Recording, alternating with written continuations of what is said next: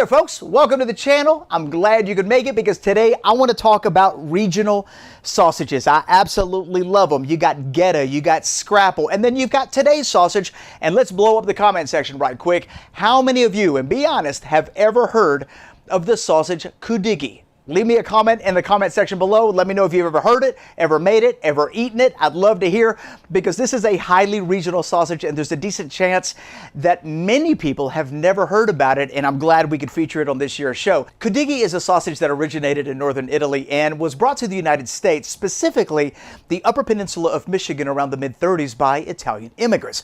This is an incredible sausage that is very easy to make. Matter of fact, it's the easiest recipe in this year's lineup and easily in my top 5 favorite recipes from this year's show. This is a fresh sausage that can either be uncased or put in a sausage casing. And as far as equipment goes, you don't technically even need a grinder or a stuffer to make this sausage.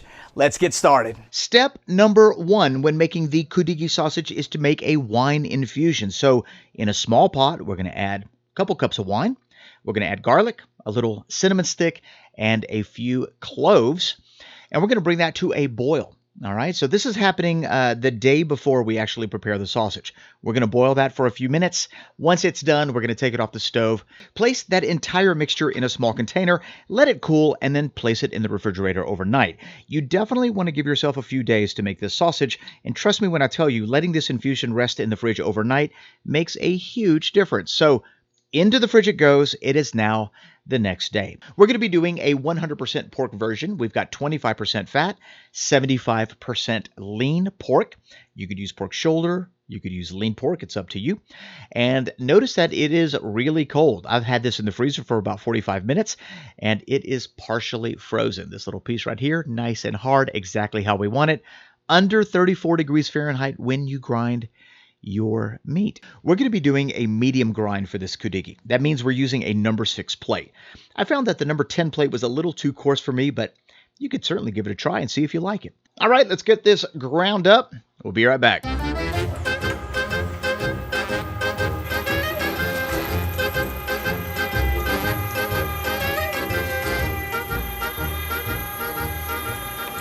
Absolutely perfect grind. And I'm not surprised because I just sharpened my grinder plate and blade, and look how pebbly it is. The fat and the meat is very recognizable. It's not oily or greasy.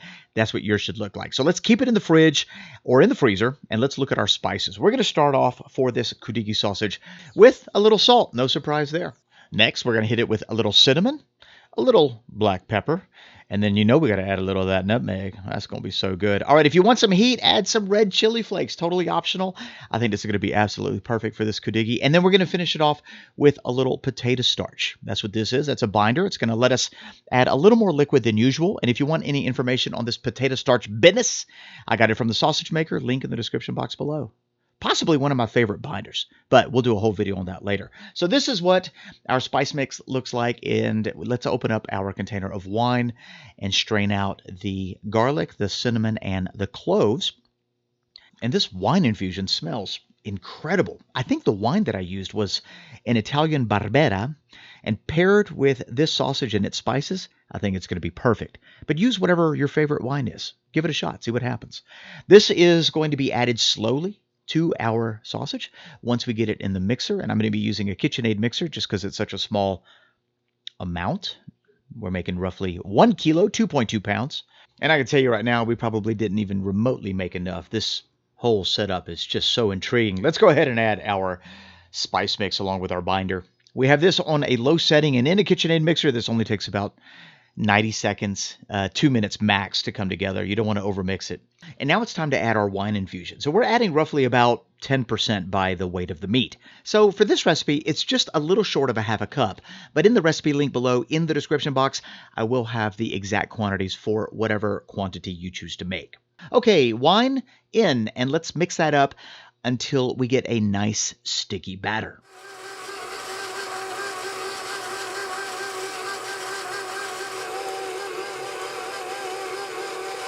All right, we've been mixing for about 90 seconds, and the batter looks well incorporated with the spices. Let me just grab a little handful to see if it's nice and sticky. That's what we're looking for. When I grab a small amount. It should stick to the underside of my hand, just like that. Very, very good. Beautiful. That means we're going to get a nice bind on our Cudighi sausage. And this is perfect. This is exactly what it should look like. And if you notice on the sides of the bowl, you will see what looks like residual meat like stuck to the bowl. That's always a good sign that you've got good protein extraction as well. So let's go ahead and just take this, pop it into a bowl, because what we want to do now is age our sausage. This sausage is going to sit in the refrigerator covered for 4 to 5 days. Now, what's going to happen in the refrigerator is those flavors are going to come together. That wine, the cinnamon, the clove, the nutmeg, and the salt, it's all going to start to do its thing, and it's going to really enhance the flavor of the sausage. But that meat is also going to slightly mature. It's going to age, if you will, maybe even a slight bit of fermentation, which is going to enhance the flavor as well. You definitely don't want to skip this step. So pop it into the fridge, and 5 days later, our Cudighi sausage is now ready for the final stage of preparation. So, as you can see, this sausage does take a few days. Give yourself plenty of time. You don't want to skip any of these steps. Let's go ahead and portion this out, because we are not going to put this into a casing, although you could. We're just going to patty it up. Now, I'm doing 130-gram portions, which I think is absolutely perfect. You could go bigger, you could go smaller. It's completely up to you. I personally like the simplicity of having this in patties. It makes this recipe very approachable, especially if you don't have a lot of equipment. Matter of fact, you could use store-bought ground pork if you want to. Just make sure it's fresh. All right, so let's patty this up. We're going to go with the classic rectangular Cudighi patty. This is about the size of the bun that we're going to be using. So for me, this is perfect. And if you've never heard of this sausage, you are going to love how it's prepared to be eaten. I can't wait to share that with you. So at this stage, you can individually wrap each one of those patties and freeze them for later. Not a big deal. And when it comes to cooking this sausage, you can cook it any way you want. Oven, griddle, skillet, flat top. It really doesn't matter. What we're going to do is fire up our grill, elevate that flavor with a little char, with a little smoke, and then we're going to prepare the Cudighi sandwich. Let's do it. We are at 250F in our Kong ceramic grill, and that's exactly where I want it right now. We are going to stick some pecan wood right in the middle. That is completely optional. You don't need to do that. And we're going to place our Cudighi patties right in the middle. Now, this does cook a little hotter and a little faster than most of our other stuff, and that's all right. We're going to set the vent to 1.5. And I want the temperature of this cook to be between 250 and 300 Fahrenheit. All right, let's take a peek at it and see where they're at. Now, you're going to notice as this cooks and the fat renders on those hot coals, you will start to get some flare-ups. And that is exactly what I'm looking for. This is going to give us a beautiful flamed broiled flavor, so I'm not too worried about that right now. We're looking for an internal of 150, and we're going to close this down, cook it for another 5 minutes, and see where we're at. And it looks like we are pretty close, if not there. Let me just take a quick little tempy temp. And there we go, 150, 155, absolutely perfect. That fire is giving me a kiss of flavor. Let's go ahead and take this off the grill and then get our Cudighi sandwich ready. I'm going to butter the bun, both on the top and the bottom. Now, if you put this in your grill for just a little bit, it'll soften. But if you leave it in there for a little bit longer, it's going to get crispy and crunchy. And that's what I'm looking for. I'm looking for a crunchy roll. I do have some marinara sauce. You could use pizza sauce if you want to do that. We're going to set that right on the top to heat that up. Now that we've got the backside ready to go, we're going to go ahead and do the bottom side. That looks beautiful. And now let's go ahead and assemble the sandwich. We're going to start with our marinara sauce on both sides. Nice, generous amount. Don't be shy. Now we're going to hit it with that mozzie cheese, a generous serving, both on the top and bottom. Let's close the grill. Let that cheese melt. Let it bring in some of that nice smoke flavor. Only a few minutes will do. And we are looking good. Let's go ahead and get that Cudighi patty. Set it right on that bottom bun. And I am a cheese lover, so we're going to top it with a little more mozzie cheese. And we're going to finish this sandwich off with our sauteed onions and bell peppers. Mushrooms are also quite popular, but the vegetables are optional. Let's go ahead and close that down 1 second. We're looking for ooey gooey here, guys. Once your cheese is nice and melty, you are done. Go ahead and top everything off, and your Cudighi sandwich is ready. Let's take a look at it, then let's give it a taste.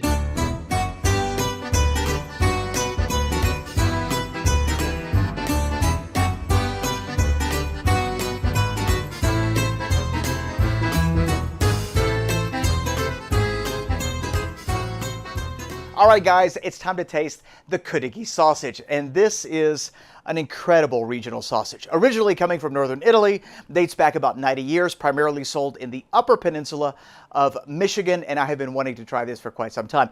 Not only because of how simple it is to make, but because the spice profile seems so interesting. So what we're going to do before we get into the Cudighi sandwich is we're just going to cut a little piece off of this and see how it tastes by itself. And I gotta tell you right now, I mean, look at this. This is very, very juicy. I don't know if you can see that right there. Very juicy little slice. This cooked actually really quick. Nice texture on the sausage itself. Let's give it a bite.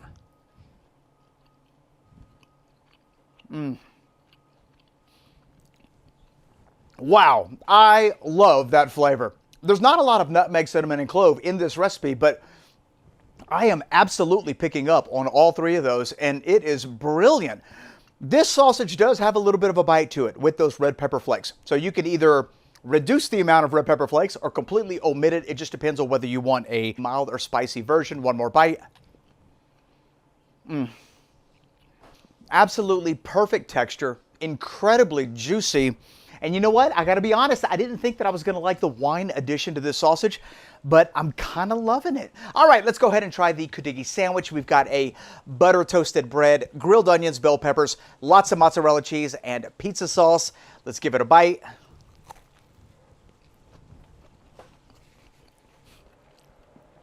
What an amazing sandwich. You've got this incredible savory, flame-broiled, slightly smoky sausage mixed with these crispy, crunchy bell peppers and onions. You got the mozzarella cheese, the pizza sauce, that buttery, crunchy bread all together.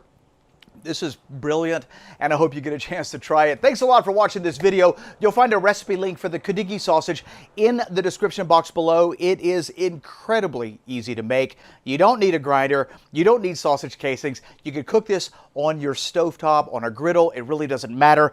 It's going to be absolutely amazing. If you like this video, give it a great big Uber-style thumbs up, and don't forget to subscribe and click that notification bell, especially if you're into making sausages. This is your kind of content. This month, we are uploading a brand new sausage making video every single day. And if you've ever wanted to know how Genoa salami was made, stay tuned, because tomorrow you're going to see firsthand. Thanks a lot for being here. We'll see you tomorrow. Bye-bye.